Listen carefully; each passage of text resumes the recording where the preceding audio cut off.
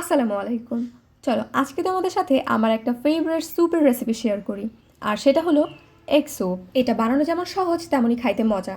তো চলো বেশি কথা না বাড়িয়ে রেসিপিতে যাওয়া যাক। প্রথমে একটা কড়াইয়ে সামান্য পরিমাণ তেল দিয়ে সেটা হালকা গরম হওয়া পর্যন্ত অপেক্ষা করব। কুচি করে রাখা সামান্য রসুন আর আদা দিয়ে দিব। দিয়ে এটাকে হালকা একটু ভেজে এর মধ্যে কেটে রাখা পেঁয়াজ দিয়ে দিব। দিয়ে এটাকে ভালোভাবে হালকা একটু ভেজে নিব। খুব বেশি লাল করা যাবে না, জাস্ট হালকা একটু সতে করে নিব।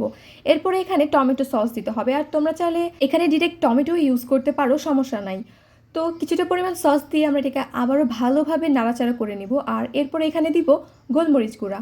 গোলমরিচ গুঁড়া অপশনাল, তোমরা চাইলে দিতে পারো, না চাইলে নাও দিতে পারো, বাট আমি মনে করি দিলে একটু ভালো ফ্লেভার আসে।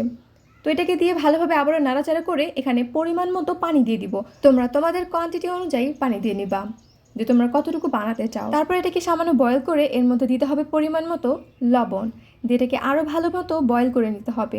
এরপর এখানে দিতে হবে ডিমটাকে আগে একটা বাটিতে ভালোভাবে গুলিয়ে নিতে হবে। আর এরপর এখানে আস্তে আস্তে দিতে হবে, একবারে পুরোটা দেওয়া যাবে না, আস্তে আস্তে দিতে হবে। আর ভালোভাবে নাড়তে হবে, একদম নাড়তেই থাকতে হবে। এটাকে কিছুক্ষণ নাড়াচাড়া করে আমাদের এর মধ্যে দিতে হবে কর্নফ্লাওয়ার। তো কর্নফ্লাওয়ারটাকে আগে একটু পানিতে গোলায় নিতে হবে। আর এরপরে সেই কর্নফ্লাওয়ারের মিশ্রণটা এর মধ্যে ঢেলে দিতে হবে। এরপরে যতক্ষণ না পর্যন্ত স্যুপটা ঠিক হয়ে আসে ততক্ষণ পর্যন্ত এটাকে নাড়তেই থাকতে হবে আর নাড়তেই থাকতে হবে। আর এই স্যুপটা আসলে এত মজা বলার বাইরে। আর এর মধ্যে তোমরা চাইলে সোয়া সসও ইউজ করতে পারো। যখন দেখবা যে তোমাদের স্যুপ একদম ঠিক হয়ে আসছে তখন উপর থেকে একটু ধনিয়া পাতা কুচি কুচি করে কেটে ছড়াই দিবা।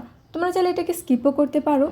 আমার পার্সোনালি ধনিয়া পাতা অনেক বেশি পছন্দ, এই জন্য এখানে দেওয়া হয়েছে।